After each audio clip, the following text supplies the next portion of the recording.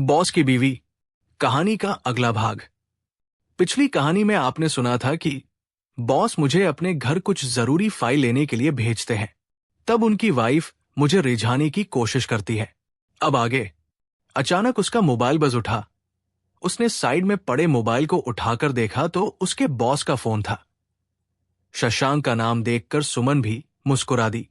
उसने उसे फोन उठाने के लिए कहा। शशांक उससे पूछ रहा था कि इतनी देर कहाँ लगा दी, और राहुल उसे समझा रहा था कि फाइल ही लेट आई। और इस बीच शरारती सुमन राहुल को परेशान करे जा रही थी। राहुल ने बड़ी मुश्किल से अपनी आवाज को बदलने से रोका।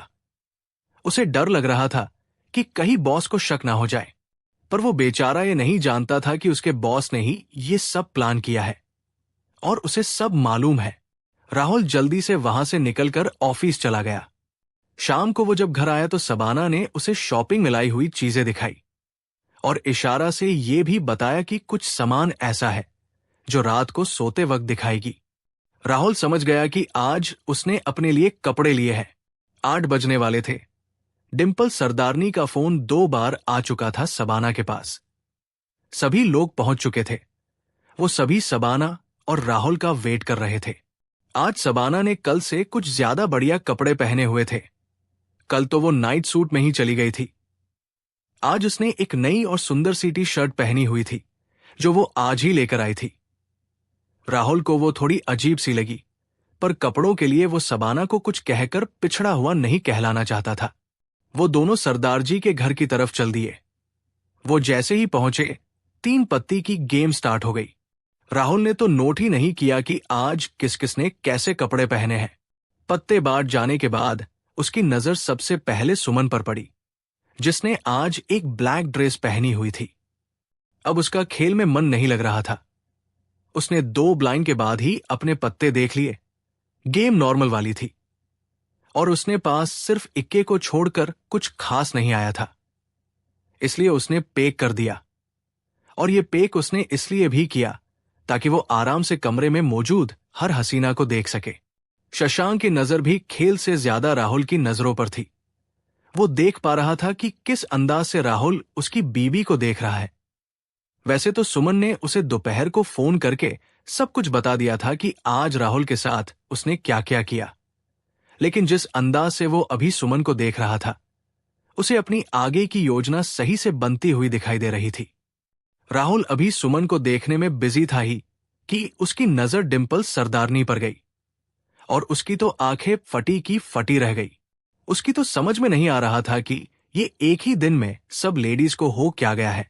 अब तक तो वो सुमन को ही ऐसी समझ रहा था जो अपने बदन की नुमाइश करके खुश होती है, लेकिन आज तो महफिल की रंगत ही बदली हुई सी लग रही थी। डिंपल सरदारनी ने जिस तरह की ड्रेस पहनी हुई थी, वैसी तो फिल्मों की हीरोइंस भी पहनने से कतराए। ऐसी नुमाइश करने वाली ड्रेस पहनकर वो घर वाली पार्टी में खड़ी थी जैसे ये नॉर्मल सी बात हो। उसने पिंक कलर की ड्रेस पहनी हुई थी। हालांकि पहले वो सुमन को देख रहा था, लेकिन जब से उसकी नजर डिंपल पर पड़ी, उसने उसकी तरफ देखा ही नहीं। और ये बात सुमन को बिल्कुल भी अच्छी नहीं लगी। एक तो उसका पहले से ही डिंपल के साथ 36 का आंकड़ा था।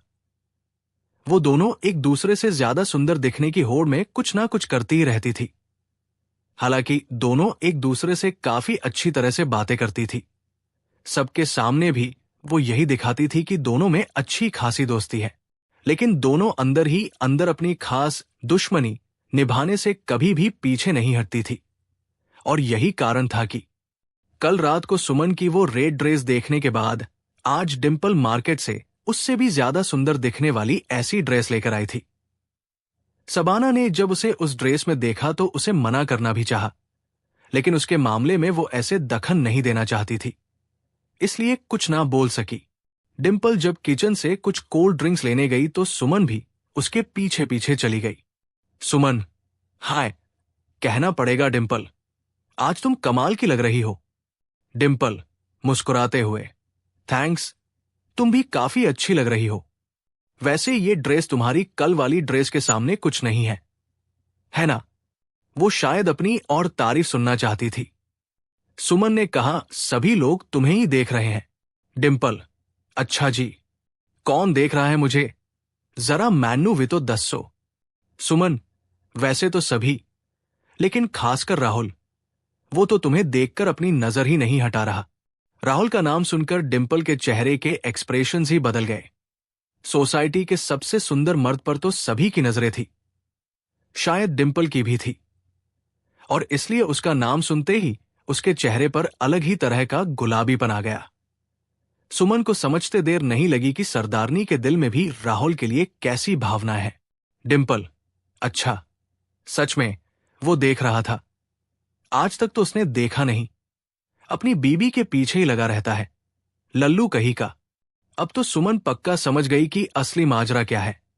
वो राहुल के पीछे पड़ी थी, और इसलिए उसने सबाना से ज्यादा दोस्ती बढ़ा रखी थी ताकि राहुल को पटा सके। लेकिन उसकी खुद की बीबी इतनी सुंदर थी कि वो डिंपल को भाव ही नहीं देता था। शायद इसलिए वो उसे मन ही मन कोसकर कुछ बुदबुदा रही थी, उसे लल्लू बोल रही थी, जो उसके दिल की बातें नहीं समझ रहा था। और डिंपल ये बात नहीं जानती थी कि जिस राहुल के पीछे वो पड़ी है, सुमन तो उसके साथ ऑलरेडी मिल चुकी है। और बीबी के प्रति वफादार पति को कैसे अपने जाल में फंसाया जाता है, यही बताने के लिए शायद सुमन वहां आई थी। और वैसे भी सुमन जानती थी कि जिस महामजे के बारे में वो और उसके पति प्लान बना रहे हैं, उसके लिए डिंपल जैसे खिलाड़ी का बीच में कूदना बहुत जरूरी है।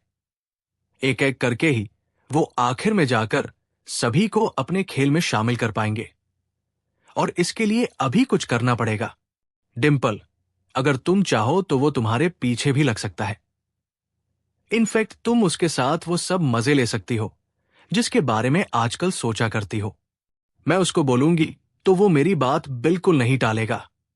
सुमन वो सब बातें जैसे उसका दिमाग पढ़ते हुए बोल रही थी।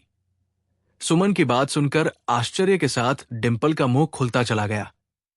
वो भी समझ चुकी थी कि डिंपल ने ये बात ताड़ ली है कि उसके दिल में राहुल के लिए क्या है, इसलिए अब छुपाने का कोई फायदा नहीं है। डिंपल, लेकिन तुम ये कैसे करोगी? वो भला तुम्हारी बात क्यों मानेगा? सुमन, वो तुम मुझ पर छोड़ दो, लेकिन उसके बाद तुम्हें वो करना पड़ेगा जो मैं चाहती हूं। डिंपल ने बिना सोचे समझे बोल दिया, मंजूर है। उसके बाद सुमन ने डिंपल को कुछ समझाकर वापस बाहर भेज दिया और तभी अंदर आने को कहा जब राहुल अंदर की तरफ आ जाए। और इस बीच उसने सभी लेडीज को वोडका के डबल ग्लास सर्व करवा दिए ताकि वो पीकर मस्त हो जाए। सुमन ने भी बाहर निकलकर अपने पति को साइड में ले जाकर अपनी योजना समझाई। वो भी अपनी बीबी के दिमाग की दाद दिए बिना नहीं रह सका। अब खेल ऐसा होने वाला था कि वहां बैठे आदमियों का भी भला होने वाला था, और राहुल के प्यार में सुलग रही डिंपल का भी। सुमन ने तो आज सिर्फ सूत्रधार का काम करना था बस। डिंपल जब सभी को वोडका सर्व कर रही थी तो सुमन उठकर अंदर की तरफ चल दी, और पीछे मुड़कर उसने राहुल को इशारे से अंदर आने के लिए कहा। सुमन ने जिस अंदाज में उसे अंदर आने का इशारा किया था तो उससे रहा नहीं गया। वो उठकर जाने लगा तो शशांक ने उसे टोक दिया, अरे भाई, कहाँ चल दिए? अगली गेम शुरू होने वाली है। राहुल, मेरे पेट में कुछ गड़बड़ सी लग रही है, मैं वॉशरूम होकर आता हूं, आप खेलिए। शशांक, नहीं दोस्त, ऐसे नहीं चलेगा। या तो तुम्हारे आने तक का वेट करेंगे या फिर अपनी जगह सबाना को खेलने के लिए बिठा कर जाओ।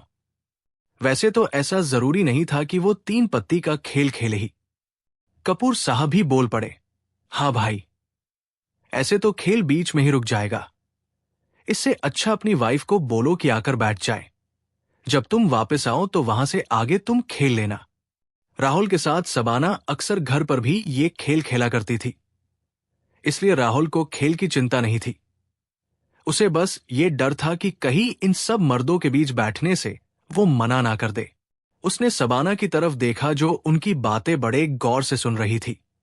उसने सर हिलाकर झट से हाँ कर दी। राहुल को तो विश्वास ही नहीं हुआ कि वो इतनी जल्दी मान जाएगी। पिछले 2 दिनों से इतने पैसे जीतने के बाद उसकी भी इस खेल में रुचि बढ़ चुकी थी, और थोड़ा बहुत नशे का असर भी था जो उसे खुलकर खेल खेलने के लिए भी उकसा रहा था। इसलिए उसने खुद ही हाँ कर दी और उठकर उन मर्दों के बीच आकर बैठ गई। राहुल भागकर अंदर चल दिया। सुमन पहले से ही अंदर जा चुकी थी। लेडीज ने भी तंबोला की गेम खेलनी शुरू कर दी और साथ में दारू भी चल रही थी। इसलिए सुमन की अनुपस्थिति का किसी को भी एहसास नहीं हो रहा था। लगता है डिंपल को देखकर तुम्हारा यह हाल है।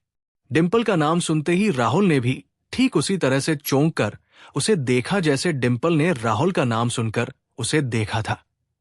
सुमन, घबराओ मत, ये सब चलता है। इनफैक्ट वो भी तुम्हारे लिए ही वो ड्रेस पहनकर अपने जलवे दिखा रही है। राहुल, मेरे लिए। सुमन, हां, तुम्हारे लिए। यकीन नहीं होता तो पीछे मुड़कर देख लो। राहुल पीछे मुड़ा तो उसके चेहरे से पसीने निकलने लग गए। पीछे डिंपल खड़ी थी। राहुल की तो हालत पतली हो गई। उसकी समझ में कुछ भी नहीं आ रहा था। अचानक डिंपल उसकी तरफ चलती हुई आई और करीब आकर धीरे से फुसफुसाई, ओ राहुल, इधर आओ। सुमन बोली, तुम लोग बातें करो, मैं बाहर देखती हूं। और हां, जो भी करना है जल्दी। इतना कहकर वो बाहर निकल गई। राहुल समझ गया कि ये दोनों की मिलीभगत है, लेकिन जो भी था उस मिलीभगत की वजह से उसका ही फायदा होने वाला था।